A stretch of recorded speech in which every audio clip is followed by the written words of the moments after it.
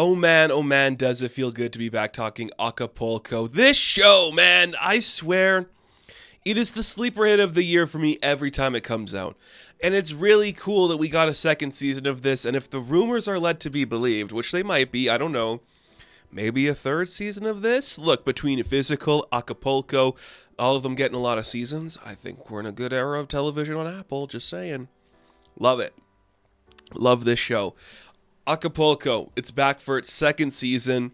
I did a review of the first season a couple years back.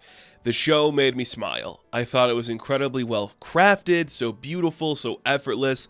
Just a show that had so much love, admiration, and fondness for its concept that we don't make them like that anymore. So a second season, I went in expecting pretty much the same. But what we got was superior to the first season. I didn't even think that was possible. Sure, there was a little rough around the edges the first season where things needed to pick up a little bit.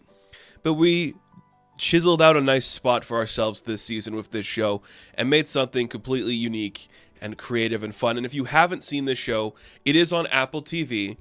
The second season picks up where we left off in the last season. So essentially, this is the narration of Maximo. He is this leading man who is in the modern era, but he's telling his nephew his life story of how he became to be one of the richest men in all of Mexico. And it is flashbacks. And the flashbacks are so funny. Look, when you're doing a meta-narrative like this, where if a scene plays too long, we do like a Princess Bride cut back to see like the kid like, that didn't really happen, did it? You gotta do it right, and this show balances it out so perfectly, where you see certain interjections going the way they need to, they have certain comments going the way they need to, it is fresh and fun, and you buy that there's still like an aura of mystery to where the story is going to progress, because we don't see many other people in the present day. We meet a couple new characters this season that we've seen in the flashbacks or the main storyline, but it's just like, oh, we still don't know where this person ends up, or how this connects back to this, or where this goes on like the time leading up to where we are, and that's kind of cool. I do like to see that. It's just different enough to work, and I'm all for it. It just makes for some really fun television, and I appreciate that. And the modern day stuff, it's very fun. The mystery is very intriguing. The fact that the nephew, more than last season, is just like, I like these stories. Let's keep going. Let's keep going. It really makes it better. But you gotta commend the way this show just perfectly encapsulates a weird bubble of the 80s. This is a thing that Apple has done, I think, better than a lot of other programs. They make a certain aesthetic for the 80s depending on their shows. And the aesthetic they choose for the 80s in this show is a lot of pinks and a lot of yellows. And I'm like, okay, I buy that. Las Colinas has this really interesting gloss but shimmer to it that is very pink and violet, and it works beautifully and just makes it wholly unique to itself and very fun.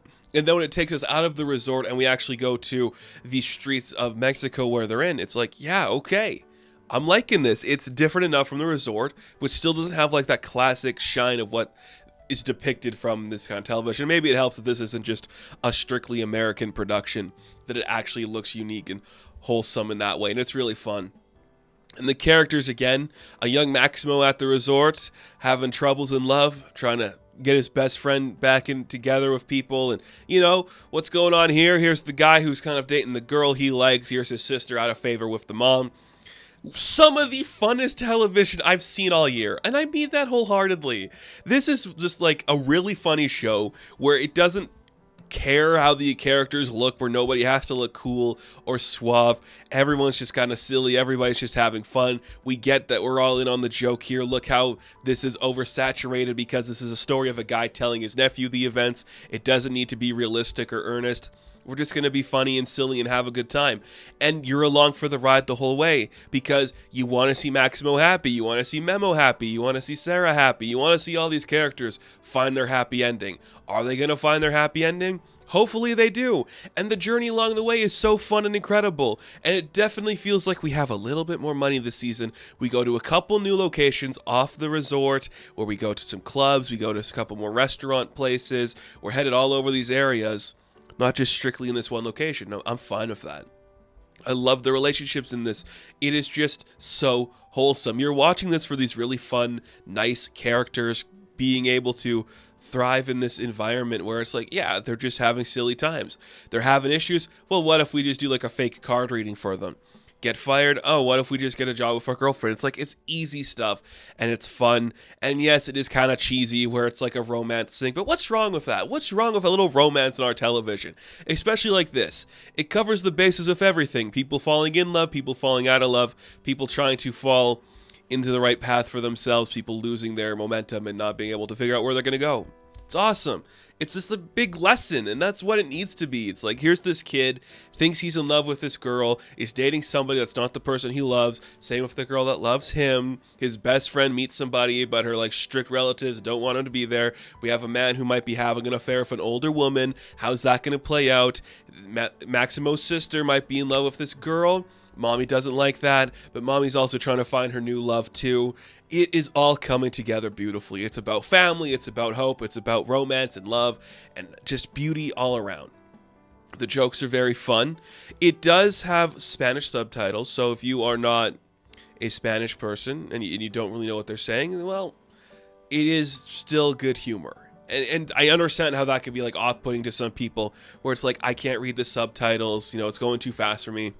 The jokes still work even if you're just reading the subtitles. Like, it still feels like you're feeling a whole performance, and that's really cool to see.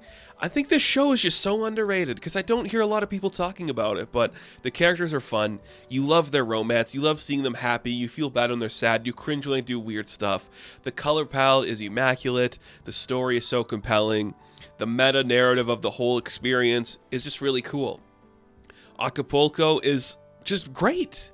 And I just want to see more things like this. I'm glad Apple was like, season 2, yeah, we could do that because now it's more redefined. It's honed in on what it's trying to be. We can take more chances. We can have more fun, get a little bit more bombastic and big, and just look at these beautiful people falling in love in the 80s. What more could you ask for? You're on a beautiful resort with a bunch of gorgeous people. They just want to kiss each other. They want to hold each other. They want to dance the night away. What more do you want? Like, that's what I love about this show. It gets it perfectly, and every actor is phenomenal. I don't know much about these younger cast of characters that we see, but I wouldn't be surprised if any one of them landed a larger role in like a major picture sometime, because they're all fantastic and talented and know how to act off each other. It's just beautiful. The show is just beautiful. Acapulco Season 2. I am going to give a 10 out of 10. Yeah, baby. I love this show. So thank you guys for watching this review. Be sure to like and subscribe to the channel. As always, you can check me out on Instagram, TikTok, and Twitter, and I will catch you in the next one. Have fun. Stay safe. Good luck.